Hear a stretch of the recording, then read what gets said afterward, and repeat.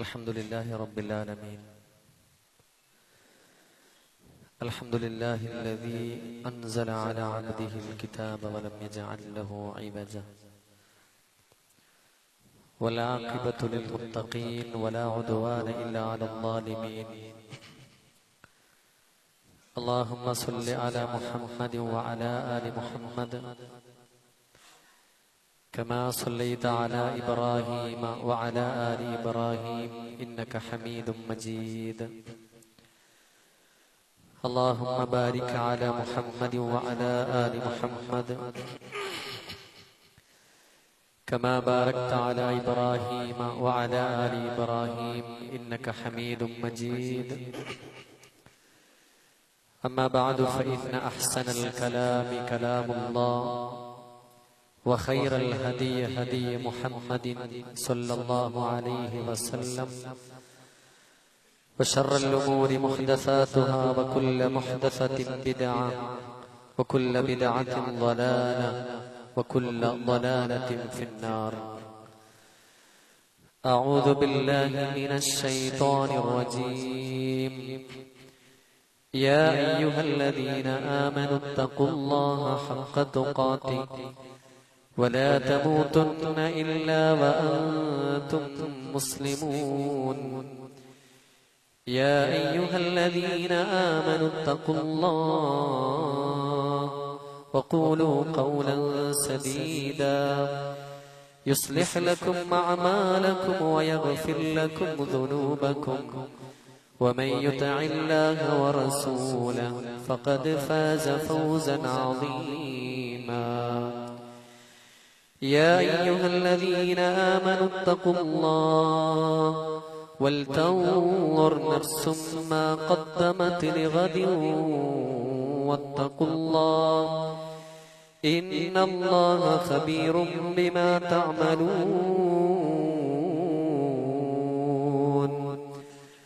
اللهم رب اشرح لي صدري ويسر لي أمري واحلل عقدة من لساني يفقه قولي. إن أريد إلا الإصلاح ما استطعت وما توفيقي إلا بالله عليه توكلت وإليه أنيب. സ്നേഹം നിറഞ്ഞ സത്യവിശ്വാസികളെ, വിശ്വാസിനികളെ, എന്തിനു വേണ്ടിയാണോ അല്ലാഹു സുബ്ഹാനഹു വ തആല നമ്മളെ ഇവിടെ സൃഷ്ടിച്ചിരിക്കുന്നത്, ആ ലക്ഷ്യം കൃത്യമായി പഠിച്ചും മനസ്സിലാക്കിയും പ്രാവർത്തികമാക്കിയും പ്രാർത്ഥിച്ചും അള്ളാഹുവിന്റെ വിധിവിലക്കുകൾ അനുസരിച്ചുകൊണ്ട് ജീവിതത്തെ ക്രമപ്പെടുത്തണേ എന്ന് എന്നോടെന്ന പോലെ നിങ്ങൾ ഓരോരുത്തരെയും ഉണർത്തുകയാണ്, വസിയത്ത് ചെയ്യുകയാണ്. അള്ളാഹുവിന്റെ വിധിവിലക്കുകൾ അനുസരിച്ച് ജീവിക്കുന്ന മുത്തഖീങ്ങളുടെ കൂട്ടത്തിൽ അള്ളാഹു നമ്മെ എല്ലാവരെയും ഉൾപ്പെടുത്തി അനുഗ്രഹിക്കുമാറാകട്ടെ. ഒന്നും കൂടി ഒന്ന് ചേർന്നിരുന്നു കഴിഞ്ഞാൽ പുറത്തുള്ള ആളുകൾക്ക്, കുറച്ചാളുകൾക്ക് കൂടി കയറി ഇരിക്കാൻ പറ്റും. ഒന്നാമത്തെ സൊഫും രണ്ടാമത്തെ സൊഫൊക്കെ അങ്ങനെയാണ് ഇരിക്കേണ്ടത് എന്നതുകൂടി അതിനിടയിൽ ആമുഖമായി സൂചിപ്പിക്കുകയാണ്.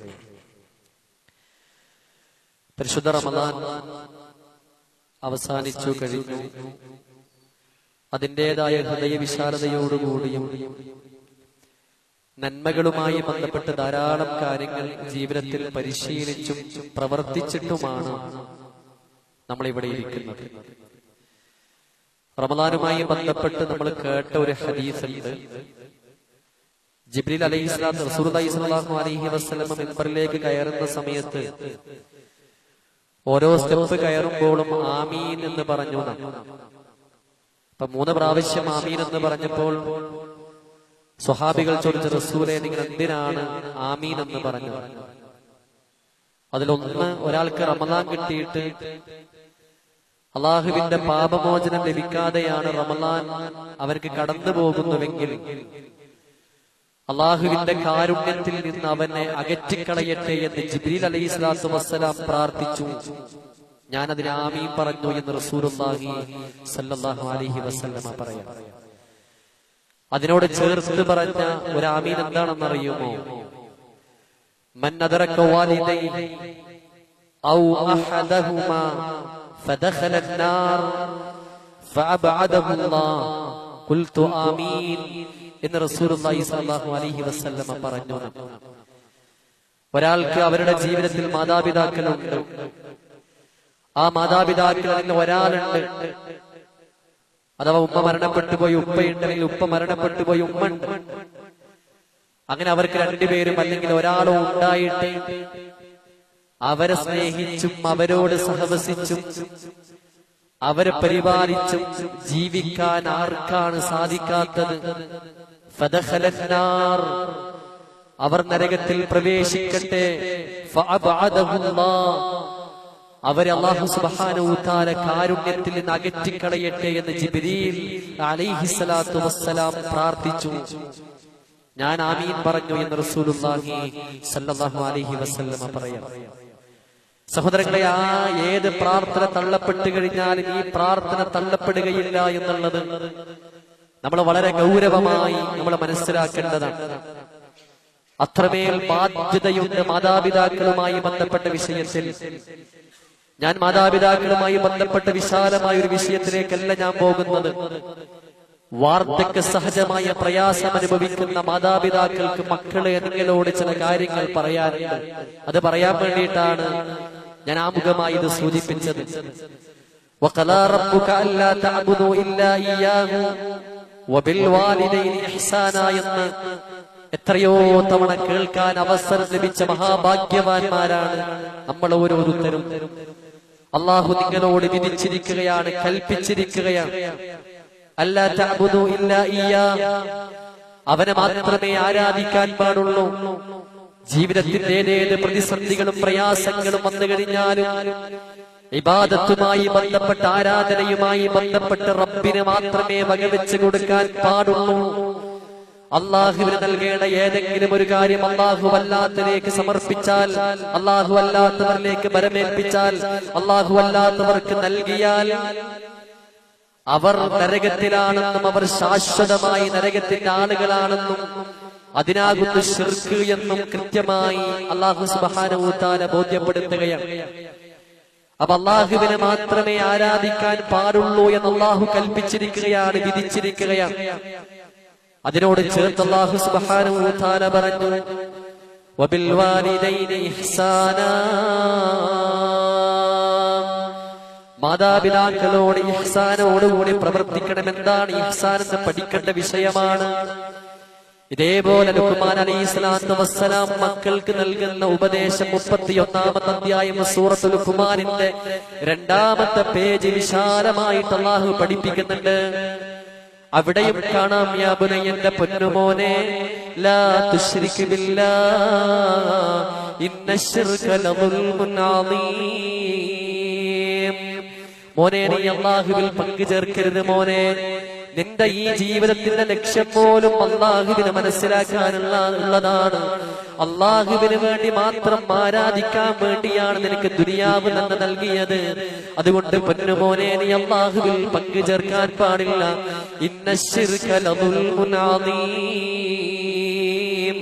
മോനെ, അള്ളാഹുവിന് നൽകേണ്ട ഏതെങ്കിലും ഒരു കാര്യത്തിൽ, തൗഹീദിന്റെ വിഷയത്തിൽ നിനക്കെങ്ങാനും ചെറിയ പിഴവ് സംഭവിച്ചു പോയാൽ, നിനക്കെങ്ങാനും എന്തെങ്കിലും ഒരു പിഴവ് സംഭവിച്ചു പോയാൽ അതിനാണ് ശിർക്ക് എന്ന് പറയുക.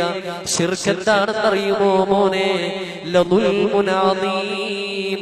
ഈ ദുനിയാവിൽ ചെയ്യുന്ന ഏറ്റവും വലിയ അക്രമമാണ് മോനെ ശിർക്ക് എന്ന് പറയുന്നത്. ശിർക്കുമായി ബന്ധപ്പെട്ട അല്ലാഹു സുബ്ഹാനഹു വ തആല ലുഖ്മാൻ അലൈഹിസ്സലാത്തു വസ്സലാം മകന് നൽകിയ ഉപദേശം ബോധ്യപ്പെടുത്തുകയാണ്. അതിന് തൊട്ട് ശേഷം പറഞ്ഞത് മാതാപിതാക്കളാണ്. അതിനുശേഷം വീണ്ടും യാ ബുനയ്യ അഖിമിസ്സലാ, യാ ബുനയ്യ ഇന്നഹാ ഇത്തകു മിസ്ഖാല ഹബ്ബ, ഇങ്ങനെയുള്ള പല ഉപദേശങ്ങളും നൽകുന്നുണ്ട്. മോനെ, നീ നമസ്കാരം നിലനിർത്തണം, നീ നന്മ കൽപ്പിക്കണം, തിന്മ തടയണം മോനെ എന്ന് പറയുന്നുണ്ട്. നീ ഏത് കാര്യങ്ങളും റബ്ബിനെ സൂക്ഷിക്കണമെന്ന് കൃത്യമായി പറയുന്നുണ്ട്. അവിടെയെല്ലാം അല്ലാഹു സുബ്ഹാനഹു വ തആല യാ ബുനയ്യ എന്ന് വിളിച്ചുകൊണ്ടാണ് പറയുന്നുവെങ്കിൽ അല്ലാഹു സുബ്ഹാനഹു വ തആല ശിർക്കിന് ശേഷം നേരെ ചേർത്ത് പറഞ്ഞത് യാ ബുനയ്യ എന്ന് പറഞ്ഞിട്ടല്ല, വവസ്സൈനൽ ഇൻസാന ബിവാലിദൈഹി ഇഹ്സാനാ യാ ബുനയ്യ എന്ന് പോലും ചേർക്കാതെ അള്ളാഹുവിന്റെ ആരാധനയുമായി ബന്ധപ്പെട്ട് റബ്ബിനോട് നേർക്ക് നേരെ കാര്യം ബോധ്യപ്പെടുത്തിയ ഉടനെ വാ ഉപയോഗിച്ച് ചേർത്തിട്ടാണ് പറയുന്നത്, മാതാപിതാക്കളോട് നന്മയിൽ പ്രവർത്തിക്കണേ, നന്മയിൽ വർദ്ധിക്കണേ എന്ന് അല്ലാഹു സുബ്ഹാനഹു വ തആല ബോധ്യപ്പെടുത്തുകയാണ്. അപ്പൊ മാതാപിതാക്കളുമായി ബന്ധപ്പെട്ട വിഷയം വളരെ ഗൗരവമാണ്. സഹോദരങ്ങൾ, എന്താണ് ഈ വാർദ്ധക്യം എന്ന് പറയുന്നത്? ശരീരമല്ല ആദ്യം പ്രയാദ്യം അവർക്ക് തളരുന്നത്, ശരീരമല്ല ആദ്യം ദുർബലമാവുന്നത്, അവരുടെ മനസ്സാണ് ദുർബലമാവുന്നത്. എന്റെ മകൾക്ക് എന്നെ ഭാരമാണ് എന്ന് തോന്നുന്ന ഒരു സന്ദർഭമാണ്, എന്റെ മക്കൾക്ക് എന്നെ മതിയായി എന്ന് തോന്നുന്ന ഒരു സമയമാണ് വാർദ്ധക്യം എന്ന് പറയുന്നത്. വീട്ടിന്റെ ഉള്ളിൽ നന്നായിട്ട് പരിശ്രമിച്ച നമ്മുടെ ഉമ്മയുണ്ടല്ലോ, മെല്ലെ മെല്ലെ മെല്ലെ മെല്ലെ അടുക്കളയിൽ നിന്നെല്ലാം മാറി മാറി മാറി മെല്ലെ അവർക്കൊന്നും കഴിയാത്ത അവസ്ഥയിലേക്ക് മാറപ്പെടുന്ന ഒരു വല്ലാത്തൊരു അവസ്ഥയുണ്ട്. നമ്മുടെ ചെറിയ പ്രായം മുതൽ നമ്മുടെ ഈ പ്രായം വരെ നമുക്ക് വേണ്ടി കഷ്ടപ്പെട്ട് പണിയെടുത്ത് അധ്വാനിച്ച നമ്മുടെ പിതാവ്, നമ്മുടെ ഉപ്പ മെല്ലെ മെല്ലെ മെല്ലെ ആ ജോലിയൊക്കെ എടുക്കാൻ സാധിക്കാതെ വീട്ടിലേക്ക് മാറ്റപ്പെടുന്ന ഒരു സന്ദർഭമുണ്ട്. അതുകൊണ്ട് ആ വൃദ്ധരായ മാതാപിതാക്കൾ അവരുടെ മനസ്സ് തളർന്നു പോവുകയാണ്. എന്റെ മക്കൾക്ക് എന്നെ ഭാരമാണ് എന്ന് തോന്നുന്ന സന്ദർഭമാകുന്നു വാർദ്ധക്യമെന്ന് പണ്ഡിതന്മാർ വിശദീകരിക്കുകയാണ്. അബ്ദുല്ലാഹി ഇബ്നു ഉമറുമായി ബന്ധപ്പെട്ട വിഷയത്തിൽ കാണാം, അബ്ദുല്ലാഹി ഇബ്നു ഉമർ റളിയല്ലാഹു അൻഹു തവാഫ് ചെയ്തുകൊണ്ടിരിക്കുന്ന സമയത്ത് ഒരു ചെറുപ്പക്കാരൻ, വൃദ്ധയായ നടക്കാൻ സാധിക്കാത്ത തളർന്നുപോയ തന്റെ ഉമ്മയെ തോളിലേറ്റിട്ട് തവാഫ് ചെയ്യുകയാണ്. വീൽ ചെയർ ഇല്ലാത്ത കാലഘട്ടമാണ്, മറ്റു ആധുനിക സംവിധാനമില്ലാത്ത കാലഘട്ടമാണ്. തോളിലേക്ക് എടുത്തുകൊണ്ട് ആ തളരുന്ന ശരീരത്തിന് എത്ര ഭാരമുണ്ടായിരിക്കും. തവാഫ് ചെയ്തിട്ട് ഇങ്ങനെ കിതച്ച് കിതച്ച് കിതച്ച് അവസാനം അബ്ദുല്ലാഹി ഇബ്നു ഉമറിനോട് വന്ന് ചോദിക്കുകയാണ്, അതുറാനിയ ഇബ്നു ഉമർ ജസൈതുഹാ, എന്റെ ഉമ്മയോട് ചെയ്യേണ്ട ബാധ്യത എനിക്ക് നിർവഹിക്കാൻ സാധിച്ചിട്ടുണ്ടോ എന്ന് അബ്ദുല്ലാഹി ഇബ്നു ഉമർ റളിയല്ലാഹു അൻഹുവിനോട് ചോദിക്കുന്ന സമയത്ത് അബ്ദുല്ലാഹി ഇബ്നു ഉമർ എന്ന് പറയാണ്, ഇല്ല വലാ സഫ്റതൻ വാഹിദ, ഇല്ല ഇല്ല, നിനക്കൊരിക്കലും അതിന് സാധ്യമല്ല.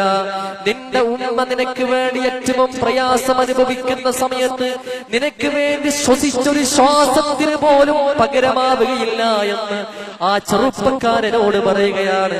ആ ചെറുപ്പക്കാരൻ ആ സമയത്തൊരു പാട്ട് കൂടി പാടുന്നുണ്ട്, ഞാൻ എന്റെ ഉമ്മയുടെ ഒരു കരുതയാണ്, എന്റെ ഉമ്മ എന്ത് പറഞ്ഞാലും ഞാനത് സ്വീകരിക്കും, എന്റെ ഉമ്മ ഇങ്ങോട്ട് പോകാൻ പറഞ്ഞ ഞാൻ അങ്ങോട്ട് പോകും, എന്റെ ഉമ്മ അങ്ങോട്ട് പോകണം പറഞ്ഞ ഞാൻ അങ്ങനെ അനുസരിക്കും, എന്റെ ഉമ്മ പറയുന്നതെല്ലാം ഞാൻ അനുസരിക്കും എന്ന് പറഞ്ഞ് എന്റെ ഉമ്മയുടെ ഭാരമേറ്റെടുക്കുന്ന ഒരു കഴുതയാണ് എന്ന് പാടിയിട്ടാണ് ഉമ്മയെ സന്തോഷിപ്പിച്ചുകൊണ്ടാണ് തവാഫ് ചെയ്തുകൊണ്ടിരിക്കുന്നത്. അത് കേട്ടിട്ട് പോലും ഇബ്നു ഉമർ പറഞ്ഞത്, നിന്റെ ഉമ്മ നിനക്ക് വേണ്ടി ശ്വസിച്ചൊരു ശ്വാസത്തിന് പോലും പകരമാവുകയില്ല എന്നാണ്. അത്രമേൽ ബാധ്യതയുണ്ട് എന്നാണ്. ഒരു സ്വഹാബി റസൂലിന്റെ അടുക്കലേക്ക് വന്നിട്ട് പറയുന്ന, റസൂലേ, എന്റെ സമ്പത്തിനോട് എന്തോ ഒരു താല്പര്യം എന്റെ ഉപ്പക്കുണ്ട്, എന്റെ സമ്പത്തിനോട് കച്ചവടം നടത്തുന്ന, ബിസിനസ് നടത്തുന്ന സമ്പത്തുള്ള യുവാക്കളെ, ചെറുപ്പക്കാരെ, അവരൊക്കെ കൃത്യമായി അറിയേണ്ട ഒരു ഗൗരവമുള്ള കാര്യമാണ്. എന്റെ ഉപ്പക്ക് എന്നോടെന്തോ ഒരു താല്പര്യം, എന്റെ സമ്പത്തിനോടെന്തോ ഒരു താല്പര്യമുണ്ട് എന്ന് റസൂലുള്ളാഹി സ്വല്ലല്ലാഹു അലൈഹി വസല്ലമയോട് പറഞ്ഞപ്പം പ്രവാചകൻ പറഞ്ഞു, നീയും നിന്റെ സമ്പത്തും നിന്റെ ഉപ്പക്കുള്ളതാ. എങ്ങനെ? നീയും നിന്റെ സമ്പത്തും നിന്റെ ഉപ്പക്കുള്ളതാണ്. അത്രമേൽ ബാധ്യതയുണ്ട്. അള്ളാഹുവിന്റെ തൃപ്തി കിട്ടണോ? മാതാപിതാക്കളുടെ തൃപ്തിയിലാണ് അള്ളാഹുവിന്റെ തൃപ്തി, മാതാപിതാക്കളുടെ കോപത്തിലാണ് അള്ളാഹുവിന്റെ കോപം എന്ന് റസൂലുള്ളാഹി സ്വല്ലല്ലാഹു അലൈഹി വസല്ലമ പറയുന്നു. ഇതേപോലെ പെൺകുട്ടികളോട്, സ്ത്രീകളോട് യഥാർത്ഥത്തിൽ ഏറ്റവും കൂടുതൽ സഹവസിക്കുന്നത് ഉമ്മയോടാണ്. പിന്നെ ആരോടാ? ഉമ്മയോടാ. പിന്നെ ആരോടാ? ഉമ്മയോടാ. പിന്നെ ആരോടാ? ഉപ്പയോടാ. അല്ലേ? ഈ ഉമ്മയോടാണെന്ന് പറയാനുള്ള പ്രധാനപ്പെട്ട കാരണം എന്താ? ഗർഭകാലഘട്ടവും പ്രസവകാലഘട്ടമൊക്കെയായി ബന്ധപ്പെട്ട് അത്രമേൽ പ്രതിസന്ധി അനുഭവിക്കുന്ന ഒരു കാലഘട്ടം ആ ഉമ്മ നമുക്ക് വേണ്ടി അനുഭവിച്ചത് കൊണ്ടാണ്. അപ്പൊ സ്ത്രീകളെ, സഹോദരിമാരെ, നമുക്കറിയാലോ അതിന്റെ വിഷമം, നമ്മൾ അനുഭവിച്ചതാണല്ലോ അതിന്റെ പ്രയാസം, പ്രതിസന്ധികൾ. അതുകൊണ്ട് നിങ്ങളാണ് ഏറ്റവും കൂടുതൽ ഉമ്മയുമായിട്ട് വീട്ടിൽ ഇടപഴകി മുന്നോട്ട് പോകുന്നത്. ഉമ്മയോട് ചേർന്ന് പറയാൻ പോലും നമുക്ക് അധികാരമില്ല എന്ന് അല്ലാഹു സുബ്ഹാനഹു വ തആല ബോധ്യപ്പെടുത്തുന്നുണ്ട്. ഞാൻ വിശാലമാക്കുന്നില്ല. നമുക്കറിയാം ചില കാര്യങ്ങൾ നമ്മുടെ മാതാപിതാക്കൾക്ക് മക്കളോട് പറയാനുണ്ട്. എന്താ പറയാനെന്നറിയോ? വൃദ്ധരായ എത്രയോ ജമാഅത്ത് പള്ളികളിലും ടൗണുകളിലും വൃദ്ധരായ ആളുകളെ കാണാൻ സാധിക്കും. എന്തേ നിങ്ങൾ വീട്ടിൽ പോവാത്തത്? എന്താണെന്ന് അറിയില്ല. ഒരു സമാധാനമില്ല. വീട്ടിൽ കയറി കഴിഞ്ഞാൽ പിന്നെ അവരോട് വെള്ളം ചോദിക്കും, ചായ ചോദിക്കും, അവരുടെ മുഖത്തിലേക്ക് ഒരു വല്ലാത്തൊരു പ്രയാസമാണ്. അതുകൊണ്ട് ഞാനിങ്ങനെ ജമാഅത്ത് പള്ളിയുടെ ഉള്ളിൽ കിടക്കേണ്ടവരല്ല നമ്മുടെ ഉപ്പമാർ. ഏതെങ്കിലും വീട്ടിന്റെ ഉള്ളിൽ ഒരു മൂലയിലേക്ക് ഒരു ഒതുങ്ങി കഴിയേണ്ടവരല്ല നമ്മുടെ ഉമ്മമാർ. മറിച്ച് അവരെ ചേർത്ത് പിടിക്കുകയും അവരെ നമ്മുടെ കൂടെ നടത്തുകയും സഹവാസത്തിന് ഏറ്റവും കൂടുതൽ ബാധ്യതയുള്ള വിഭാഗമാണ് മാതാപിതാക്കൾ. അവരുടെ കൂട്ടുകാരുടെ വീട്ടിലേക്ക് പോകണം, അവർക്ക് ഏറ്റവും ഇഷ്ടപ്പെടുന്ന സ്ഥലങ്ങളിലേക്ക് അവരെയും കൂട്ടിയിട്ട് പോകാൻ നമുക്ക് സാധിക്കണം. അതിനാണ് ഇഹ്സാൻ എന്ന് പറയാ. അതിനാണ് ഇഹ്സാൻ എന്ന് പറയുക എന്ന് പണ്ഡിതന്മാർ വിശദീകരിക്കുകയാണ്. മാതാപിതാക്കൾ മക്കളോട് പറയണമെന്നറിയോ? മക്കളെ, എനിക്ക് ധാരാളം സമ്പത്തുണ്ട് മക്കളെ, എന്റെ കയ്യിൽ സ്വത്തുണ്ട് മക്കളെ, പക്ഷേ എന്റെ പ്രിയപ്പെട്ട മോനെ, മോളെ, നീ നൽകുന്ന സമ്മാനമുണ്ടല്ലോ മോനെ, നീ മറ്റുള്ളവർക്കെല്ലാം പലതും വാങ്ങിക്കൊടുക്കുമ്പോ മോനെ, നീ എനിക്ക് വാങ്ങിത്തരുന്ന സമ്മാനമുണ്ടല്ലോ മോനെ, അത് ഞാൻ ഏറ്റവും ആഗ്രഹിക്കുന്നു എന്ന് വൃദ്ധരായ മാതാപിതാക്കൾ നമ്മളോട് പറയുന്നു. മോനെ, എനിക്ക് ധാരാളം കൂട്ടുകാരുണ്ട് മോനെ, എന്നോട് സഹവസിക്കാൻ പലരുമുണ്ട് മോനെ, പക്ഷേ നീ എന്റെ അടുക്കലേക്ക് വരുന്നത്, നീ ഞാനുമായിട്ട് സഹവസിക്കുന്നതിനേക്കാൾ ഇഷ്ടപ്പെടുന്നത് വേറെയൊന്നുമില്ല മോനെ. അതുകൊണ്ട് മോനെ, നീ എന്റെ അടുക്കലിടക്കിടക്കെന്നെ സന്ദർശിക്കണേ, സഹവസിക്കണേ എന്ന് മാതാപിതാക്കൾക്ക് മക്കളോട് പറയാറുണ്ട്. ധാരാളം ആളുകളെ സന്ദർശിച്ചു കൊണ്ടേയിരിക്കുന്നുണ്ട് മക്കളെ. വീട് മാറി മറ്റൊരു വീട്ടിലേക്ക് താമസമാക്കിയ എന്റെ പ്രിയപ്പെട്ട മോനെ, മോളെ, നിന്റെ വരവിന് വേണ്ടി ഞാൻ സിറ്റ് ഔട്ടിൽ കാത്തിരിക്കാറുണ്ട്. ജനലിലാരെങ്കിലും വന്നുകൊണ്ട് ബെല്ലടിക്കുന്ന സമയത്ത് ജനലിലൂടെ നോക്കാറുണ്ട്. എന്റെ മോനായിരുന്നുവെങ്കിൽ എത്ര നന്നായിരുന്നേനെ, എന്റെ മോനായിരുന്നുവെങ്കിൽ എത്ര നന്നായിരുന്നേനെ എന്ന് ഞാൻ ആഗ്രഹിക്കുന്നുണ്ട് എന്ന് നമ്മുടെ മാതാപിതാക്കൾക്ക് നമ്മളോട് പറയാറുണ്ട്. എത്രയോ ഫോൺ കോളുകൾ വരുന്നതിനിടയിൽ മക്കളെ, നിന്റെ ഫോൺ കോൾ ഞാൻ ആഗ്രഹിക്കുന്നുണ്ട് മോനെ. ഉപ്പച്ചി സുഖാണോ എന്ന് ചോദിക്കുന്ന ചോദ്യമുണ്ടല്ലോ, ഉമ്മ എന്താണ് വിശേഷം എന്ന് ചോദിക്കുന്ന ചോദ്യമുണ്ടല്ലോ മക്കളെ. അതിനേക്കാളും വലിയ സന്തോഷം നൽകുന്ന വേറെയൊന്നുമില്ല. ഗൾഫ് രാജ്യത്ത് പണിയെടുക്കുന്ന പ്രിയപ്പെട്ട ഭർത്താക്കന്മാരെ, പ്രിയപ്പെട്ട ചെറുപ്പക്കാരെ, ഭാര്യയോട് എത്രയാണ് സംസാരിക്കുക, മക്കളോട് എത്രയാണ് സംസാരിക്കുക. അതെല്ലാം കഴിഞ്ഞ് വളരെ കുറച്ച് മാത്രമല്ലേ ഉമ്മയോട് സംസാരിക്കാറുള്ളൂ, ഉപ്പയോട് സംസാരിക്കാറുള്ളൂ. നേരെ തിരിച്ചിട്ടായിരിക്കണം ഉണ്ടാവേണ്ടത്. ഉമ്മയോട് സംസാരിച്ചിട്ട് ഉമ്മക്ക് കൊതിതീരുവോളം സംസാരിച്ചതിന് ശേഷമാണ് ഭാര്യയോട് സംസാരിക്കേണ്ടത്. ഉപ്പയോട് സംസാരിച്ചിട്ടായിരിക്കണം അവരോട് സംസാരിക്കേണ്ടത്. വീട്ടിലേക്ക് കയറി വരുന്ന ചെറുപ്പക്കാരെ, സിറ്റ് ഔട്ടിൽ ഇങ്ങനെ കാല് നീട്ടിയിരിക്കുന്നുണ്ടാകും നമ്മുടെ വൃദ്ധനായ നമ്മുടെ പിതാവ്. ജീവിതത്തിൽ നമുക്ക് വേണ്ടി പലതും ചെയ്തു വെച്ച ഉപ്പയാണ്. ആ ഉപ്പ ഇങ്ങനെ കാല് നീട്ടി വെച്ചിരിക്കുന്ന സമയത്ത് അസ്സലാമു അലൈക്കും എന്ന് പറഞ്ഞ് നേരെ ഉള്ളിലേക്ക് പോകുന്നതിനപ്പുറത്ത് ആ ഉപ്പയുടെ കൈ പിടിച്ച് സലാം പറയാൻ നമുക്ക് സാധിച്ചിട്ടുണ്ടോ? വീട്ടിന്റെ ഉള്ളിലേക്ക് കയറിയിട്ട് ഭാര്യയോടും ഉമ്മയോടും മക്കളോടും തമാശകൾ പറഞ്ഞ് ചിരിക്കുമ്പോഴും ആ സിറ്റ് ഔട്ടിലിരുന്ന ഉപ്പയുണ്ടല്ലോ, എന്റെ മകൻ എന്റെ അടുക്കലേക്ക് വന്നിരുന്നുവെങ്കിൽ, എന്റെ അടുത്ത് ചേർന്നിരുന്നിരുന്നുവെങ്കിൽ, എന്നോട് സംസാരിച്ചിരുന്നുവെങ്കിൽ, എന്നോട് ചില അന്വേഷണങ്ങൾ നടത്തിയിരുന്നുവെങ്കിൽ, എന്റെ രോഗവിവരം അന്വേഷിച്ചിരുന്നുവെങ്കിൽ എത്ര നന്നായിരുന്നേനെ എന്ന് ആ ഉപ്പയും ആഗ്രഹിക്കുന്നുണ്ട്. അതിന്റെ കൂടെ മാതാപിതാക്കൾക്ക് മക്കളോട് പറയാനുള്ളത്, മക്കളെ, ആര് ബന്ധം മുറിച്ചാലും ഞങ്ങൾക്ക് പ്രയാസമില്ല മക്കളെ, ആര് തെറ്റ് നടന്നാലും ഞങ്ങൾക്ക് വലിയ വിഷമമൊന്നുമില്ല.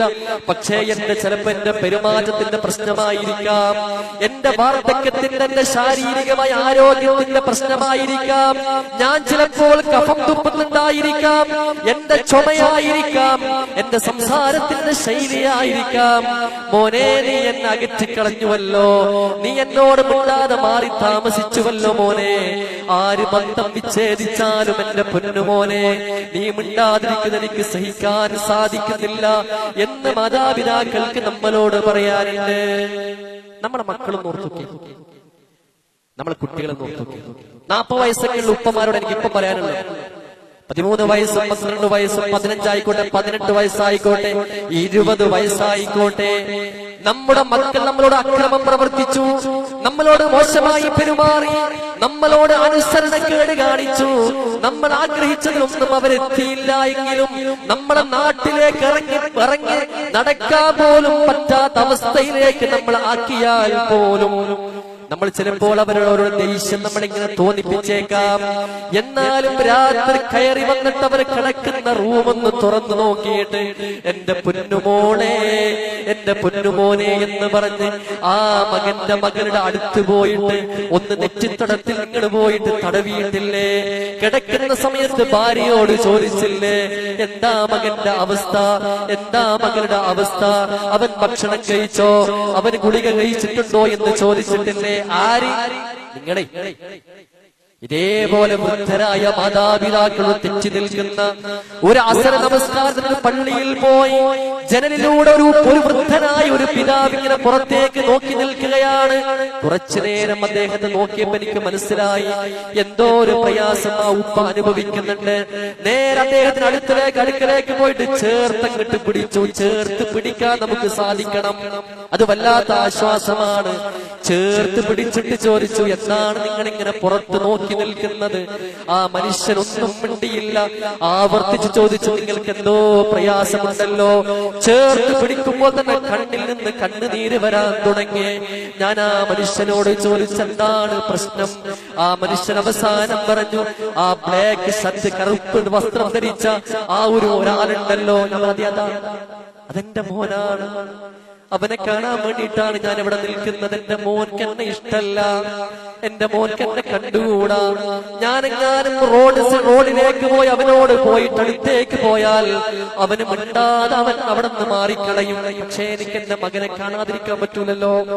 60 വയസ്സ് പ്രായമുള്ള മകനിലേക്ക് നോക്കിയിട്ട് അവന്റെ ഉപ്പയുടെ മനസ്സെങ്ങനെയാണെങ്കിൽ എത്രയോ ആളുകൾ അതാ തന്റെ ഉപ്പയൊന്ന് കാണാൻ ഹർത്താല് കാത്തിരിക്കുന്നവരോട്, തിരക്ക് കഴിഞ്ഞ് കാത്തിരിക്കുന്നവരോട് പറയാനുള്ളത്, നിങ്ങൾക്ക് ഏറ്റവും കൂടുതൽ സഹവസിക്കേണ്ട ബാധ്യത ഉമ്മയോടും ഉപ്പയോടുമാകുന്നു എന്ന് കൃത്യമായി ഇസ്ലാം പഠിപ്പിക്കുന്നു. ആ മാതാപിതാക്കൾക്ക് നമ്മളോട് പറയാനുള്ളത്, നമ്മൾ അവരാകെ പ്രയാസത്തിലാണ്, പ്രതിസന്ധിയിലാണ്, തെറ്റി നിൽക്കുന്നവരാണ്, മക്കളുമായിട്ട് അകന്നു നിൽക്കുന്നവരാണ്, അല്ലെങ്കിൽ ശാരീരിക പ്രയാസം അനുഭവിക്കുന്നവരാണ്. അവരോടൊക്കെ മക്കളോടൊക്കെ പറയാനുള്ളത്, മക്കളെ, മരിച്ചു കിട്ടിയാൽ നന്നായി എന്നാണോ നിങ്ങൾ ആഗ്രഹിക്കുന്നത്? റൂമിന്റെ ഉള്ളിൽ കുരച്ചു തുപ്പിയിട്ട് ഇങ്ങനെ കിടക്കുകയാണ്, എന്നെ കൊണ്ട് നിങ്ങൾ മടുത്തു എന്നാണോ വിചാരിക്കുന്നത്? ഒന്ന് മരിച്ചു കിട്ടിയാൽ മതി എന്നാണോ വിചാരിക്കുന്നത്? ഞങ്ങൾ രോഗിയായാൽ, എഴുന്നേൽക്കാൻ വയ്യാതെ കിടന്നു പോയാൽ, നടക്കാൻ വയ്യാതെ വീടിന്റെ ഉള്ളിൽ ഇങ്ങനെ മാറ്റപ്പെട്ടു കഴിഞ്ഞാൽ, വിസർജ്യം പോലും നമ്മൾ അറിയാതെ പോകുന്ന ഒരവസ്ഥയിലേക്ക് മാറിക്കഴിഞ്ഞാൽ നിങ്ങളെന്താ മക്കളെ ചെയ്യുക? ഒന്ന് മരിച്ചു കിട്ടിയാൽ നന്നായിരുന്നു എന്നാണോ ആഗ്രഹിക്കുന്നത് മക്കളെ? പറ്റൂല കുട്ടികളെ. എത്രയെത്ര ഉറക്കമാണ് മക്കളെ നിങ്ങൾക്ക് വേണ്ടി നിങ്ങൾ ഉപേക്ഷിച്ചത്? എത്രയെത്ര ഹോസ്പിറ്റലുകളിലാണ് നിങ്ങൾ കയറിയിറങ്ങിയത്? എത്രയെത്ര സന്തോഷങ്ങളാണ് മക്കളെ നിങ്ങൾക്ക് വേണ്ടി ഉപേക്ഷിച്ചത്? എത്രയെത്ര വേദനകളാണ് മക്കളെ നിങ്ങൾക്ക് വേണ്ടി ഞങ്ങൾ സഹിച്ചത്? പക്ഷേ മോനെ, ഞങ്ങളെ നീ സ്വീകരിക്കാതെ, ഞങ്ങളെ അകറ്റി, ഞങ്ങളെ പരിഗണിക്കാതെ നിങ്ങളങ്ങ് മാറ്റി നിർത്തിയാൽ ഞങ്ങളെ എവിടെയെങ്കിലും കൊണ്ടുപോയി ഒഴിവാക്കി കളയുമെന്നതിൽ ഞങ്ങൾക്ക് വലിയ ബേജാറൊന്നുമില്ല. ഏതെങ്കിലും ഒരു കിടക്കപ്പായയിൽ വാർന്നൊരു വൃദ്ധസദനത്തിൽ കൊണ്ടുപോയി ഉപേക്ഷിക്കുമെന്നൊന്നും ഞങ്ങൾക്ക് അതൊന്നും വലിയ പ്രയാസമില്ല. ഏതെങ്കിലും ഒരു അവസ്ഥയിൽ ഞങ്ങൾക്കെതിരെ നിങ്ങൾ ശക്തമായ നിലപാടെടുക്കും എന്നതിലൊന്നുമല്ല ഞങ്ങൾക്ക് പ്രയാസം. പക്ഷേ റസൂലുള്ളാഹി സ്വല്ലല്ലാഹു അലൈഹി വസല്ലമ പറയുന്ന ഒരു മുന്നറിയിപ്പുണ്ട്. ഏതാണ് ആ മുന്നറിയിപ്പ് എന്നറിയുമോ? ഖാല റസൂലുള്ളാഹി സ്വല്ലല്ലാഹു അലൈഹി വസല്ലം മാ മിൻ ദംബിൻ അജ്ദറു അയ്യുഅജ്ജിലല്ലാഹു അൽ-ഉഖൂഖൽ വാലിദൈൻ. മാതാപിതാക്കളോട് ചെയ്യുന്ന ദ്രോഹത്തെക്കാൾ അള്ളാഹു ഏറ്റവും വേഗതയിൽ ശിക്ഷാ നടപടിയെടുക്കുന്ന ലോകത്തൊരു പാപവും ഇല്ല എന്ന് മഹാനായ റസൂലുള്ളാഹി സ്വല്ലല്ലാഹു അലൈഹി വസല്ലം. അതുകൊണ്ട് മക്കളെ, ഈ ഹദീസ് വിശദീകരിച്ചുകൊണ്ട് പണ്ഡിതന്മാര് പറയുകയാണ്, മക്കളെ നിങ്ങളെങ്ങാനും നിങ്ങളെ അടിച്ചാൽ അടിക്കുന്ന മക്കളുണ്ട്. പെരുന്നാളിന്റെ ഈ റമദാനിന്റെ ദിവസത്തിൽ പോലും തന്റെ ഉമ്മയുടെ മുഖത്തേക്ക് ആഞ്ഞടിച്ച മക്കള് വരെ എനിക്കറിയുന്നവരിലുണ്ട് സഹോദരങ്ങളെ.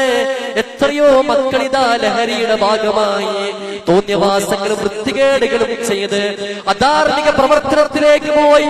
ഇതെന്റെ ഉമ്മയാണെന്നും ഇതെന്റെ ഭാര്യയാണെന്നും ഇതെന്റെ മക്കളാണെന്നും തിരിച്ചറിയാൻ പോലും കഴിയാത്ത അവസ്ഥയിലേക്ക് ഏതോ ഒരു സുഖത്തിന് വേണ്ടി, ഏതോ ഒരു സന്തോഷത്തിന് വേണ്ടി, ഏതോ ഒരു അടിച്ചുപൊളിക്ക് വേണ്ടി, ഏതോ കൂട്ടുകാരുടെ കൂട്ടത്തിൽ കൂടിയിട്ട് ലഹരി പദാർത്ഥത്തിലേക്കും വേണ്ടാത്തരങ്ങളിലേക്കും പ്രവേശിച്ചിട്ട് നൊന്ത് പ്രസവിച്ച ഉമ്മയെപ്പോഴും അടിക്കുന്ന, ഉമ്മയെപ്പോഴും പ്രയാസപ്പെടുത്തുന്ന, ഉമ്മയെയും മാതാ കുടുംബത്തെയും എല്ലാവരെയും അറുകുല ചെയ്യുന്ന ഒരവസ്ഥയിലേക്ക് മാറ്റപ്പെടുന്ന, അവരോട് മോശമായി പെരുമാറുന്നവരോട് പണ്ഡിതന്മാർക്ക് പറയാനുള്ളത്, മക്കളെ നിങ്ങളെങ്ങാനും മാതാപിതാക്കളെ അടിച്ചു പോയാൽ. ഒരു ദിവസം ഒരു വീട്ടിൽ കയറിയിട്ട് ഇങ്ങനെ സംസാരിക്കുമ്പോഴേ ഒരു കുട്ടി ഇങ്ങനെ അടിക്കാൻ വേണ്ടി ഇങ്ങനെ വന്നു ഉമ്മയുടെ അടുക്കലേക്ക്. ഉമ്മ പറയാണ്, നീ അടിക്കേ, അടിച്ചു കഴിഞ്ഞാൽ നീ വിവരം അറിയും, എനിക്ക് തിരിച്ചൊന്നും ചെയ്യാൻ സാധ്യമല്ല. ഞാൻ ആ കത്തിൽ പോയിട്ട് കിടന്ന് കരയും. പക്ഷെ മോനെ, നീ അനുഭവിക്കുന്ന വേദനകൾ ഞാൻ തന്നെ കാണേണ്ടി വരുമല്ലോ. ഞാൻ മരിക്കുന്നതിന് മുമ്പ് തന്നെ ചിലപ്പോ നിനക്ക് റബ്ബിന്റെ ശിക്ഷ വന്നു കഴിഞ്ഞാൽ അത് വരുന്നതാണ്.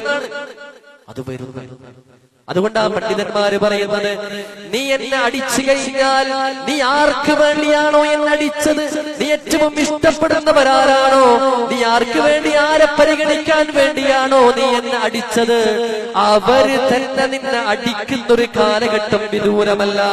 മക്കളെ, നീ ഞങ്ങളെ അവഗണിച്ചു കഴിഞ്ഞാൽ, നീ ആർക്ക് വേണ്ടിയാണോ അവഗണിച്ചത്, നീ ആരുടെ മുമ്പിൽ വെച്ചുകൊണ്ടാണോ എന്റെ അഭിമാനം ക്ഷതമേൽപ്പിച്ചത്, അവര് തന്നെ, മക്കള് തന്നെ, ഭാര്യ തന്നെ, ആ കൂട്ടുകാരി തന്നെ, ഏറ്റവും വേണ്ടപ്പെട്ടവര് തന്നെ നിന്നെ തിരിച്ച് അവഗണിക്കുന്ന ഒരു കാലഘട്ടം വിദൂരമല്ല. നീ എങ്ങാനും എന്നെ ചീത്ത പറഞ്ഞാൽ, നീ എന്നെങ്ങാനും വെറുത്തു കഴിഞ്ഞാൽ, നീ ആർക്ക് വേണ്ടിയാണോ ചീത്ത പറഞ്ഞത്, നീ ആർക്ക് വേണ്ടിയാണോ എന്നെ വെറുത്തത്, അവരൊക്കെ ദുനിയാവിൽ വെച്ച് നിന്നെ ചീത്ത പറയുന്ന, വെറുക്കുന്നൊരു കാലഘട്ടം വിദൂരമല്ല എന്ന് പണ്ഡിതന്മാര് പറയുന്നു. എന്താണോ അത് ഇവിടെ നിന്ന് കിട്ടുന്നത്? എത്ര പ്രയാസപ്പെടുത്തിയ നമ്മുടെ മതക്കാരനല്ലാന്ന് വിചാരിച്ചോളി. നമ്മുടെ മതക്കാരനല്ല മാതാപിതാക്കളെങ്കിൽ പോലും ആ മാതാപിതാക്കളോട് എങ്ങനെ പെരുമാറണമെന്ന് റസൂലുള്ളാഹി സ്വല്ലല്ലാഹു അലൈഹി വസല്ലമയോട് പറഞ്ഞപ്പോൾ പ്രവാചകൻ ആ സ്വഹാബിമാരോട് പറഞ്ഞത്, അള്ളാഹുവിന്റെ വിഷയത്തിൽ ധിക്കരിക്കാനാണ് മാതാപിതാക്കൾ പറയുന്നുവെങ്കിൽ അതനുസരിക്കാൻ പാടില്ല, അത് അംഗീകരിക്കാൻ പാടില്ല. എന്നാൽ ദുനിയാവിന്റെ വിഷയത്തിൽ അവരോട് സഹവസിക്കൽ നിർബന്ധമാണ്.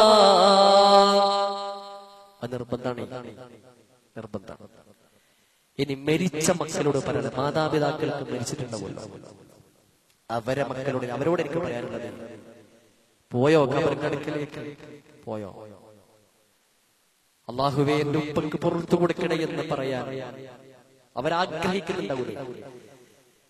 എന്തേ നിങ്ങൾക്ക് പരലോകത്തും ഖബറിലേക്ക് ഒരു വിശാലത കിട്ടും? എന്താണ് കാരണം? എന്റെ മക്കളുടെ പ്രാർത്ഥനയാണ്, എന്റെ മക്കളുടെ പ്രാർത്ഥനയാണ്. പോയോ ആ ഖബറിലേക്ക് പോയിട്ട് ഉമ്മ എന്ന് വിളിച്ച്, അല്ലാഹുവേ എന്റെ ഉമ്മക്ക് പുറത്തു കൊടുക്കണേ, എന്റെ ഉപ്പച്ചക്ക് പുറത്തു കൊടുക്കണേ എന്ന് പറയാൻ എത്രയോ അവർ ആഗ്രഹിക്കുന്നുണ്ട്. എന്റെ മക്കൾ എന്റെ അടുക്കലേക്ക് വന്നിരുന്നുവെങ്കിൽ എനിക്ക് ഏറ്റവും കൂടുതൽ ആവശ്യമായ ഒരു സമയമാണല്ലോ എനിക്ക് വേണ്ടിയുള്ള പ്രാർത്ഥന.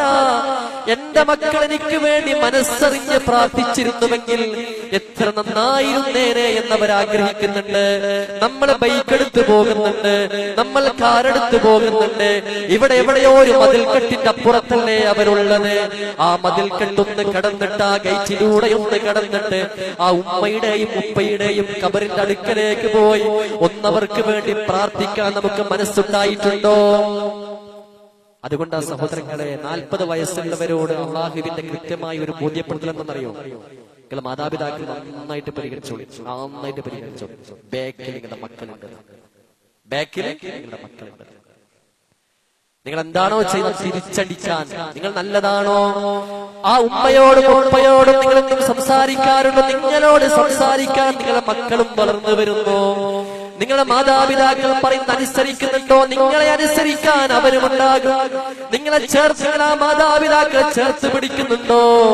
ആ മക്കളും നിങ്ങളെ ചേർത്ത് പിടിക്കും. ഇങ്ങനെ തുടങ്ങിയിട്ട് നിങ്ങൾ എന്താണോ ചെയ്യുന്നത് അത് കൃത്യമായി നിർവഹിക്കാൻ ബാക്കിലൊരു വിഭാഗത്തെയും അല്ലാഹു സുബ്ഹാനഹു വ തആല അവിടെ റെഡിയാക്കി ഒരുക്കി വെച്ചിരിക്കുന്നു എന്നാണ്. അതുകൊണ്ട് ആ രീതിയിൽ നമ്മുടെ മാതാപിതാക്കളെ, കാരണം ജിബ്രീൽ അലൈഹിസ്സലാത്തു വസ്സലാം പ്രാർത്ഥിച്ചു. എന്ത് പ്രാർത്ഥിച്ചു? ഒരാൾക്ക് ഉപ്പയും ഉപ്പയും ഉണ്ട്, അല്ലെങ്കിൽ ഉപ്പയോ ഉമ്മയോ ഉണ്ട്, അവരെ മനോഹരമായി പരിഗണിക്കാനും അവരെ നന്നായിട്ട് നോക്കാനും സാധിക്കുന്നില്ലേ? ഫദഖലന്നാർ, അവൻ നരകത്തിൽ പ്രവേശിക്കട്ടെ. ജിബ്രീലാ പ്രാർത്ഥിച്ചത്. റസൂലുള്ളാഹി സ്വല്ലല്ലാഹു അലൈഹി വസല്ലം ആമീൻ പറഞ്ഞു. കാര്യങ്ങൾ മനസ്സിലാക്കാനും പഠിക്കാനും ഉൾക്കൊള്ളുവാനും അല്ലാഹു നമുക്കെല്ലാവർക്കും തൗഫീഖ് നൽകി അനുഗ്രഹിക്കുമാറാകട്ടെ. അഖൂലു ഖൗലി ഹാദാ വ അസ്തഗ്ഫിറുല്ലാഹ ലീ വലക്കും ഫസ്തഗ്ഫിറൂ ഇന്നഹു ഹുവൽ ഗഫൂറുർ റഹീം.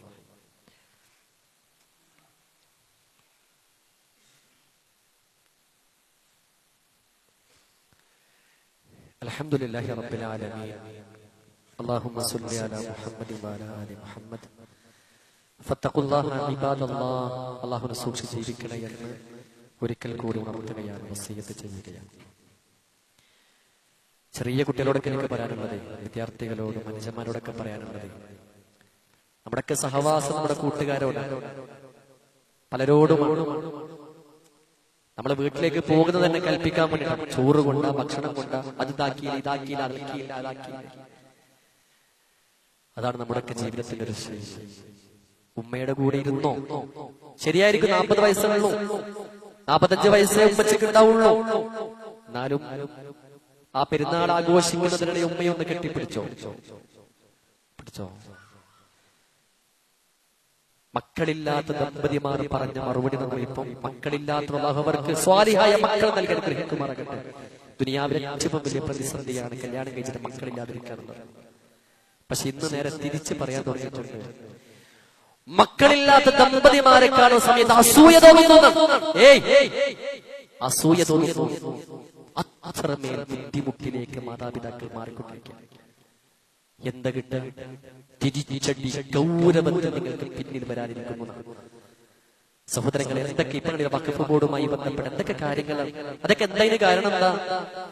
എന്റെ ഈ വിഷയത്തിനൊക്കെ പ്രയാസം അതൊക്കെ ഉണ്ടാകുന്ന കാരണം അതിനൊക്കെ കുറെ കാരണം നമ്മൾ തന്നെ. സഹോദരങ്ങളെ, ഈ പള്ളിയുടെ മിമ്പറിന്റെ ചുവട്ടിലിരിക്കുന്ന എത്ര ആളുകൾക്ക് ഇഖ്ലാസ് ഉണ്ട്, എത്ര ആളുകൾക്ക് നിയ്യത്തുണ്ട്, എത്ര ആളുകൾക്ക് അല്ലാഹുവിന്റെ കൽപ്പനയോട് താല്പര്യവും ഇഷ്ടവുമുണ്ട്. പരിശോധിച്ചോളി.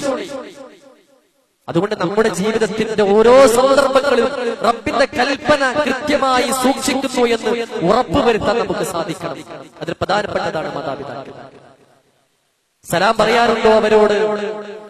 എല്ലാരോടും കൈ കൊടുത്ത് സലാം പറയുമ്പോഴും ആ ഉമ്മയുടെ കൈ പിടിച്ച് സലാം പറയാൻ നമുക്ക് സാധിച്ചു. അയ്യേന്ന്, അയ്യേ. 2ാം ക്ലാസ്സിൽ പഠിക്കുന്ന കുട്ടികളോട് ഉമ്മക്ക് കൈ കൊടുത്തിട്ട് സലാം പറയണമെന്ന് പറഞ്ഞ കുട്ടികൾ പറയണം അയ്യേ, അയ്യേന്നോ. ഏറ്റവും കൂടുതൽ കൈ കൊടുക്കാൻ സലാം പറയാൻ അർഹതയുള്ളത് നമ്മുടെ ഉമ്മയോടാണ്, ഉപ്പയോട്. ചെയ്തിട്ടുണ്ടോ നമ്മൾ? ഉണ്ടോ? നിങ്ങളെ ചെറിയ കുട്ടി വന്ന് ഉപ്പച്ചി എന്ന് പറഞ്ഞ് കൈ തരുമ്പം നല്ലൊരു സുഖമുണ്ടല്ലേ നമുക്ക്? ആ സുഖത്തെക്കാൾ എത്രയോ സുഖം 40 വയസ്സുകാരോട് 50 വയസ്സുകാരോട് വൃദ്ധരായ നിന്റെ മാതാപിതാക്കൾ നിന്റെ വീട്ടിലുണ്ടെങ്കിൽ ആ മാതാപിതാക്കളെ കൈപിടിച്ച് സലാം പറയുമ്പോൾ കിട്ടുന്നൊരു സുഖം അവർ അത്രമാത്രം ആസ്വദിക്കുന്നു എന്ന് കൃത്യമായി മനസ്സിലാക്കണം. ആ രീതി നമ്മുടെ ജീവിതത്തെ ക്രമീകരിക്കാൻ നമുക്ക് പറ്റണം. റസൂലുള്ളാഹി സ്വല്ലല്ലാഹു അലൈഹി വസല്ലം ഒരു സംഭവം പറയാം. ഒരു സംഭവം, ഒരാൾ കല്യാണം കഴിച്ചിട്ട് അവർക്ക് ഒരു ആൺകുട്ടി ജനിച്ചു. ഒക്കെ പഠിച്ചോളി, ഇത് കറക്റ്റ് സാധനം, നേരെ വരുന്ന ദുനിയാവിൽ കിട്ടുന്ന ഒരു കാര്യം. അവസാനം കല്യാണം കഴിച്ചു, ഒരു ആൺകുട്ടി ജനിച്ചു, ഉമ്മ മരിച്ചു. അവസാനം ആ ഉപ്പ മകനെ വളർത്തി. ഒരു മകനെ വളർത്തുന്ന ആലോചിച്ച്, ഉപ്പയില്ലാതെ വളർത്തുന്ന ഒരു മകന്റെ ഒരു അവസ്ഥ, ഒരു ഉപ്പയുടെ അവസ്ഥ ആലോചിച്ച് നോക്കി. വേറെ വിഷയ ദമ്പതികളോട്, ഭാര്യയോട്, ഭർത്താവിനോട് വിശാലമായിട്ട് പറയാനുണ്ട്. ഒരാളോട് പോയി നോക്കണം, അപ്പോഴേ അറിയുള്ളൂ. 90 വയസ്സ് പ്രായമുള്ള ഒരു വൃദ്ധനായ പിതാവ് പറഞ്ഞതെന്നറിയോ? എന്റെ അടുത്ത് 10 വർഷത്തോളമായി കിടക്കുന്ന എന്റെ ഭാര്യ ഉണ്ടായിരുന്നു. 80 വയസ്സ് പ്രായമുള്ള എന്റെ ഭാര്യ വർഷങ്ങളോളമായിട്ട് ഇവിടെ കിടക്കുന്നുണ്ടായിരുന്നു. ഇന്നലെ മരിച്ചുപോയി. ഞാൻ എന്നും എന്റെ മനസ്സ് ഇന്നെനിക്ക് ഞാൻ ഒറ്റപ്പെട്ടു പോയി. എന്റെ എല്ലാമായിരുന്നു അവൾ എന്റെ അടുത്തുണ്ടാകും, എനിക്കെല്ലാം ഉണ്ട് എന്ന വിചാരം എനിക്കുമുണ്ടായിരുന്നു. പക്ഷേ ഇന്നെന്റെ ഭാര്യ മരിച്ചുപോയി, ഞാൻ ഒറ്റപ്പെട്ടു പോയി എന്ന് ആ ഉപ്പ നിറകണ്ണുകളോടെ പറഞ്ഞുവെങ്കിൽ, മക്കളുണ്ട്, സമ്പത്തുണ്ട്, സൗകര്യമുണ്ട്, എല്ലാ സംവിധാനവും ഉണ്ട്, ധാരാളം പേരക്കുട്ടികളുമുണ്ട്. ആ പേരക്കുട്ടികളൊക്കെയുള്ള ഒരു വൃദ്ധനായ 90 വയസ്സിൽ ഒരു ഉപ്പ പറയാണ്, എന്റെ ഭാര്യ മരിച്ചപ്പോഴാണ് എനിക്ക് മനസ്സിലായത് ഞാൻ ഒറ്റപ്പെട്ടു പോയി. ഇതാ ദാമ്പത്യം എന്ന് പറയുന്നത്. ആ കുട്ടിയെ വളർത്തിക്കൊണ്ടുവന്നു. അവസാനം കല്യാണപ്രായമായി, വിവാഹം കഴിപ്പിച്ചു കൊടുത്തു. പെണ്ണ് വീട്ടിലേക്ക് വന്നു, മകന്റെ ഭാര്യ വീട്ടിലേക്ക് വന്നു. മകന്റെ ഭാര്യയും ഈ ഉപ്പയുമായി തമ്മിൽ ബന്ധമില്ലാതായി തുടങ്ങി. അവർ തമ്മിൽ പ്രശ്നമായി. അത് കൃത്യമായിട്ട് പരിഹരിക്കേണ്ട മകനാണെങ്കിൽ ഭാര്യയുടെ കൂടെ നിന്നുകൊടുത്തു. ഉപ്പയും മകളും തമ്മിൽ, ആ ഭാര്യയും തമ്മിൽ വല്ലാത്ത അകൽച്ചയിലേക്ക് മാറി. എല്ലാ ദിവസവും വരുമ്പോഴും ഭർത്താവിനോട് ഭാര്യ ഉപ്പയെ കുറിച്ചുള്ള കുറ്റം പറയാൻ തുടങ്ങി. എല്ലാ സമയത്തും മനസ്സിന്റെ സമാധാനമാ ഉപ്പ മകനിക്ക് നഷ്ടപ്പെട്ടു പോയി. അവസാനം പ്രശ്നങ്ങൾ അതിങ്ങനെ സ്ട്രോങ് ആയി അതിന്റെ മൂർധാവിലേക്ക് എത്തിയപ്പോൾ ഭാര്യ ഭർത്താവിനോട് പറഞ്ഞു, നിങ്ങളെ ഉപ്പയുമായിട്ട് എനിക്കിവിടെ ജീവിക്കാൻ സാധ്യമല്ല. നിങ്ങളുടെ ഉപ്പയെ കൊണ്ടുപോയി എവിടെയെങ്കിലും ഉപേക്ഷിച്ചിട്ട് വന്നാൽ മാത്രമേ നിങ്ങളുടെ കൂടെ ഞാൻ താമസിക്കുകയുള്ളൂ. നിർബന്ധത്തിന് വഴങ്ങേണ്ടി വന്നു. ആ ഉപ്പയെയും കൂട്ടിയിട്ട് ആ മകൻ വീട് വിട്ടിറങ്ങുകയാണ്. വലിയ പർവ്വതത്തിന്റെ മുകളിലേക്ക് കയറി ചെല്ലുകയാണ്. കയറുന്ന സമയത്ത് ഉപ്പ ചോദിക്കുന്നു, മോനെ എനിക്ക് വല്ലാത്ത വേദനയുണ്ട് മോനെ, എനിക്ക് നടന്നു കയറാൻ സാധിക്കുന്നില്ല മോനെ, എന്നെ എവിടെയാണ് കൊണ്ടുപോകുന്നത് മോനെ, എനിക്കിനി എങ്ങോട്ടൊരു സ്റ്റെപ്പ് പോലും നടക്കാൻ കഴിയാത്ത ക്ഷീണമുണ്ട് മോനെ, നീ എന്നെവിടേക്കാണ് കൊണ്ടുപോകുന്നത് എന്ന് പറയുമ്പോഴും മകനൊന്നും പ്രതികരിച്ചില്ല. ആ വലിയ പർവ്വതത്തിന്റെ മുകളിൽ കൊണ്ടുപോയി ആ ഉപ്പയെ അവിടെ ഉപേക്ഷിക്കുകയാണ്. ഉപേക്ഷിച്ച് തിരിച്ചു വരുന്ന സമയത്ത് ആ ഉപ്പ വിളിച്ചു പറയുന്നു, മോനെ നീ എനിക്ക് എന്നെ നിങ്ങൾക്ക് ഭാരമാണെങ്കിൽ വീട്ടിലേക്ക് കൊണ്ടുപോകണ്ട മോനെ, എന്നെ ഈ ഒരു പർവ്വതത്തിന് താഴെ ഇറക്കി തന്നാൽ മതി മോനെ, ഞാൻ എവിടെയെങ്കിലും പോയി ജീവിച്ചോളാം മോനെ, നിങ്ങളെ വേദനിപ്പിക്കില്ല, പ്രയാസപ്പെടുത്തില്ല എന്ന് പറയുമ്പോഴും ആ ഉപ്പയുടെ വാക്ക് കേൾക്കാതെ തിരിഞ്ഞ് വീട്ടിലേക്ക് ആ കുട്ടി മകൻ പോവുകയാണ്. ചരിത്ര റസൂൽ പഠിപ്പിക്കുന്നു, അവർക്കും ഒരു ആൺകുട്ടിയുണ്ടായി. ആ ഭാര്യ മരിച്ചു. ആ ആൺകുട്ടിയെ ഈ മകൻ വളർത്തിക്കൊണ്ടുവരാൻ തുടങ്ങി. അവനക്ക് കല്യാണം പ്രായമായപ്പോൾ കല്യാണം കഴിപ്പിച്ചു കൊടുത്തു. കല്യാണം കഴിപ്പിച്ചു കൊടുത്തപ്പം ആ ഭാര്യയും ആ മകനുമായിട്ട് നല്ല ബന്ധമാണ്. ആ ഉപ്പയുമായിട്ട് ആ ബന്ധം നശിച്ചുകൊണ്ടേയിരിക്കുകയാണ്. ആ ഉപ്പയുമായിട്ട് വല്ലാത്ത അകൽച്ചയിലേക്ക് വരികയാണ്. എന്നിട്ട് ആ ഭാര്യയും പറഞ്ഞു, നിങ്ങൾ ഉപ്പയുമായി എനിക്ക് ജീവിക്കാൻ കഴിയൂല, എവിടെയെങ്കിലും കൊണ്ടുപോയി ഉപേക്ഷിക്കണമെന്ന് ആ മകനും ആ മകന്റെ ഭാര്യയോട് പറഞ്ഞു. ആ മകനും ഈ ഉപ്പയെയും കൂട്ടിയിട്ട് പുറത്തിറങ്ങി നടക്കുകയാണ്. ഈ സമയത്ത് ആ മകന്റെ മനസ്സിലേക്ക്, ആ ഉപ്പയുടെ മനസ്സിലേക്ക് എല്ലാം ഓർമ്മ വരുന്നുണ്ട്. ഓരോ സ്റ്റെപ്പുകൾ നടന്നു വരുമ്പോഴും ഓർമ്മയുണ്ട്. അവസാനം ഒരു പർവ്വതം ഇങ്ങനെ കയറി പോവുകയാണ്. ആ ഉപ്പയൊന്നും മിണ്ടിയില്ല, ഒന്നും സംസാരിച്ചില്ല, ഒന്നും പ്രതികരിച്ചില്ല. അവസാനം ആ പർവ്വതത്തിന്റെ മുകളിൽ കൊണ്ടുപോയി ഉപേക്ഷിച്ച് തിരിച്ചു വരുമ്പോൾ ഒരൊറ്റ വാക്ക് മാത്രമാണ് ആ മകനോട് പറഞ്ഞത്, പൊന്നുമോനെ ഇതിനേക്കാൾ വലിയ പർവ്വതത്തിന്റെ മുകളിൽ എന്നെ കൊണ്ടുപോയി ഉപേക്ഷിച്ചാലും എനിക്ക് പ്രശ്നമില്ല മോനെ. ഈ പർവ്വതത്തിന്റെ മുകളിൽ തന്നെ മാറ്റണം മോനെ. എന്റെ ഉപ്പയെ കൊണ്ടുവന്ന് ഉപേക്ഷിച്ച പർവ്വതമാകുന്നു ഇത്. എങ്ങനെ? എന്റെ ഉപ്പയെ കൊണ്ടുവന്ന് ഉപേക്ഷിച്ച പർവ്വതായത്. അതുകൊണ്ട് മോനെ, നീ എന്തുകൊണ്ടാ കയറി പോകുമ്പോൾ പറയാതിരുന്നത്? അഥവാ മക്കൾ മാതാപിതാക്കളോട് ചെയ്തുകൊണ്ടിരിക്കുന്ന എല്ലാ കാര്യങ്ങളും തിരിച്ചടി ലഭിക്കുമെന്ന് മഹാനായ റസൂലുള്ളാഹി സ്വല്ലല്ലാഹു അലൈഹി വസല്ലമ പറയുന്നു. അതുകൊണ്ട് ഗൗരവമായിട്ടിരിക്കുക, നന്നായിട്ട് പോവുക, സംസാരിക്കുക. എത്ര എന്ത് ചെയ്താലും അവർ ചേർത്ത് പിടിക്കും. ഒന്നുകൂടി ചേർത്ത് പിടിച്ച് തീരുള്ളൂ. ഒന്നും ചേർത്ത് പിടിച്ചു, ഒന്ന് കെട്ടിപ്പിടിച്ചു. ഇതെല്ലാരും അങ്ങോട്ടും ഇങ്ങോട്ടൊക്കെ കെട്ടിപ്പിടിക്കണം. എനിക്ക് തോന്നുന്നു ഈദ് കുത്തുബ കഴിഞ്ഞിട്ട് എത്ര ആൾ കെട്ടിപ്പിടിച്ചിട്ടുണ്ട്? അവിടെ ഉപ്പ ഉണ്ടായിട്ടില്ലേ? ഉമ്മ ഉണ്ടായിട്ടില്ലേ? എത്ര ആൾ കെട്ടിപ്പിടിച്ചിട്ടുണ്ടാവും? അല്ലാഹു മനസ്സിലാക്കാൻ തൗഫീഖ് നൽകി അനുഗ്രഹിക്കുമാർ. കെട്ടിപ്പിടിക്കാനും സംസാരിക്കാനും ഫോം വിളിക്കാനും സമ്മാനം കൊടുക്കാനും സമ്പത്ത് കൊടുക്കാനും വസ്ത്രം വാങ്ങിക്കൊടുക്കാനും എല്ലാത്തിനും ഏറ്റവും അർഹതയുള്ള വിഭാഗം ഭാര്യയല്ല, മക്കളല്ല, മാതാപിതാക്കൾ. അല്ലാഹു മനസ്സിലാക്കാൻ തൗഫീഖ് നൽകി അനുഗ്രഹിക്കുമാറാകട്ടെ. അല്ലാഹുവേ, രഹസ്യമായും പരസ്യമായും അറിഞ്ഞും അറിയാതെയും കുറെ തെറ്റുകൾ ചെയ്തു പോയി റഹ്മാനെ, ഞങ്ങൾക്ക് മാപ്പ് നൽകണേ റഹ്മാനെ. അല്ലാഹുവേ, എന്റെ ഖുർആനും ഹദീസും കൃത്യമായി പഠിച്ച് മനസ്സിലാക്കി പ്രാവർത്തികമാക്കി ജീവിക്കുക ഞങ്ങൾക്ക് തൗഫീഖ് നൽകി അനുഗ്രഹിക്കണേ റഹ്മാനെ. ധാരാളം ആളുകൾ രോഗം കൊണ്ട് പ്രയാസപ്പെടുന്നവരുടെ അല്ലാഹു അവരുടെ രോഗം ശിഫ നൽകി അനുഗ്രഹിക്കുമാറാകട്ടെ. അവരെ ശുശ്രൂഷിക്കുന്ന പരിപാലിക്കുന്ന ആളുകൾക്ക് ക്ഷമയും ഹൃദയത്തിന് വിശാലതയും അല്ലാഹു നൽകി അനുഗ്രഹിക്കുമാറാകട്ടെ. അല്ലാഹുവേ, എല്ലാവരോടും നന്നായി പെരുമാറാനും നന്നായിട്ട് സഹവസിക്കാനും ആരോടും വെറുപ്പില്ലാതെ വിദ്വേഷമില്ലാതെ പകയില്ലാതെ അസൂയയില്ലാതെ പരസ്പരം സ്നേഹിച്ചും വിട്ടുവീഴ്ച ചെയ്തും ജീവിക്കുവാനുള്ള മഹാഭാഗ്യം ഞങ്ങൾക്ക് എല്ലാവർക്കും തൗഫീഖ് നൽകി അനുഗ്രഹിക്കണേ റഹ്മാനെ. മാതാപിതാക്കളോടും കുടുംബക്കാരോടും സമൂഹത്തിനോടൊക്കെയും എല്ലാ പിണക്കങ്ങളും മാറ്റി പരസ്പരം ചേർത്ത് വെക്കാനുള്ള ക്ഷമ അല്ലാഹുവേ ഞങ്ങൾക്ക് നൽകി അനുഗ്രഹിക്കണേ റഹ്മാനെ. അവസാനം മരണപ്പെട്ട് കഴിഞ്ഞാൽ നമ്മുടെ ജനാസയിലേക്ക് നോക്കിയിട്ട് നല്ല മനുഷ്യനായിരുന്നു എന്ന് നമ്മൾ ഓർത്ത് നമുക്ക് വേണ്ടി പ്രാർത്ഥിക്കുന്ന ധന്യമായ ഒരു ജീവിതം അല്ലാഹുവേ ഞങ്ങൾക്ക് നൽകി അനുഗ്രഹിക്കണേ റഹ്മാനെ. അല്ലാഹുവേ, നമ്മുടെ ജീവിതത്തിൽ നിർഭയത്വം നൽകണേ റഹ്മാനെ, നിർഭയത്വം നൽകണേ റഹ്മാനെ. അല്ലാഹു, നമുക്കെതിരെ വരുന്ന എല്ലാ തന്ത്രങ്ങളും നീ പരാജയപ്പെടുത്തി കൊടുക്കണേ റഹ്മാനെ, പരാജയപ്പെടുത്തണേ റഹ്മാനെ. അല്ലാഹുവേ, മുസ്ലിമീങ്ങൾ പല സ്ഥലത്തും വല്ലാത്ത പ്രതിസന്ധിയിലാണ്. അവർക്ക് നീ സമാധാനം നൽകി അനുഗ്രഹിക്കണേ റഹ്മാനെ, അവർക്ക് നീ ആശ്വാസം നൽകി അനുഗ്രഹിക്കണേ റഹ്മാനെ. അവർക്കെതിരെ വരുന്ന എല്ലാ തന്ത്രങ്ങളും നീ പരാജയപ്പെടുത്തണേ റഹ്മാനെ. അല്ലാഹുവേ, നിന്റെ എല്ലാ കർമ്മങ്ങളും നിന്റെ എല്ലാ കാര്യങ്ങളും കൃത്യമായി അതനുസരിച്ച് പ്രവർത്തിച്ച് മുന്നോട്ട് പോകാൻ നിങ്ങൾക്ക് തൗഫീഖ് നൽകി അനുഗ്രഹിക്കണേ റഹ്മാനെ. ഖബർ ശിക്ഷയിൽ നിന്നും നരകശിക്ഷയിൽ നിന്നും കാത്ത് രക്ഷിക്കണേ റഹ്മാനെ. അല്ലാഹുവേ, വിചാരണയ്ക്ക് വിധേയമാകും ഏറ്റവും മനോഹരമായി മറുപടി പറയാൻ നീ ഞങ്ങൾക്ക് തൗഫീഖ് നൽകി അനുഗ്രഹിക്കണേ റഹ്മാനെ. നമ്മുടെ പ്രവർത്തനങ്ങളൊക്കെ നീ സ്വീകരിക്കണേ റഹ്മാനെ. ധാരാളം പ്രവർത്തനങ്ങൾ നിർവഹിച്ചിട്ടാണ് അല്ലാഹുവേ ഈ റമദാൻ കഴിഞ്ഞ് ഇവിടെ എത്തിയിരിക്കുന്നത്. എല്ലാം നീ സ്വീകരിക്കണേ റഹ്മാനെ. اللهم اغفر للمؤمنين والمؤمنات والمسلمين والمسلمات. اللهم ربنا عليك توكلنا وإليك أنبنا وإليك المصير. اللهم يا مقلب القلوب ثبت قلوبنا